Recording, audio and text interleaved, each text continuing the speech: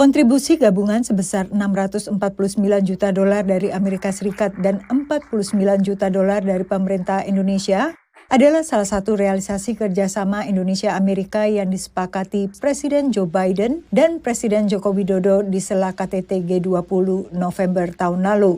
Namun meski ada pembangunan ibu kota baru Nusantara, pejabat Millennium Challenge Corporation atau MCC Jonathan Brooks memastikan bantuan infrastruktur itu bukan untuk pembangunan IKN. We'll be working in Riau Islands, South Sumatra, North Sulawesi, and Bali.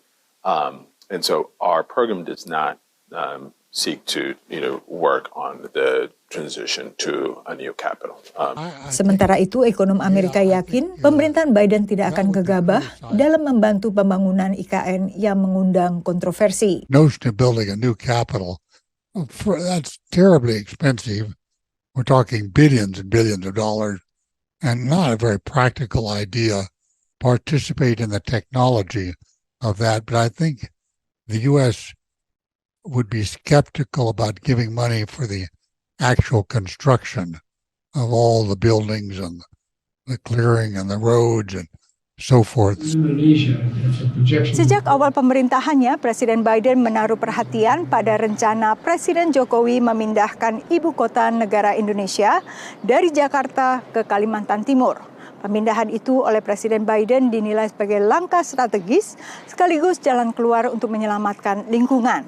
Perhatian itu sejalan dengan komitmennya untuk mengatasi dampak perubahan iklim baik di dalam negeri maupun di tingkat global. Menurut Gedung Putih, bantuan pemerintahan Biden untuk IKN terbatas pada bantuan teknis, pengembangan digital yang disalurkan melalui USAID agar Indonesia dapat mencapai tujuan menjadikan IKN sebagai kota pintar dan kota hutan. Hal itu disambut Kepala Otorita IKN yang beberapa waktu lalu berkunjung ke Washington DC. Kami sedang mengembangkan bersama dengan beberapa ahli yang dibantu dari pemerintah Amerika Serikat untuk mengembangkan cetak biru untuk pengembangan smart city.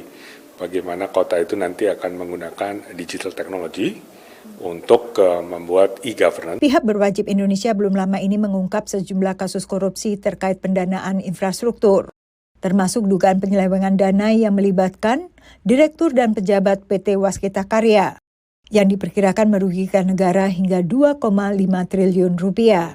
MCC memastikan hal seperti itu tidak akan terjadi pada dana bantuan Amerika Serikat. Always going to be jointly vigilant with our partners in all of our countries, working together. But our track record, I think, has been quite strong in ensuring that those funds are being used for the purpose for which they were intended. Jonathan Brooks menambahkan, bantuan untuk mengentaskan kemiskinan global tidak lepas dari koridor menuju pemerintahan yang lebih baik, yang menghormati hak berdemokrasi, melawan korupsi, serta ramah lingkungan. Dari Washington DC, Yuni Salim dan tim VOA.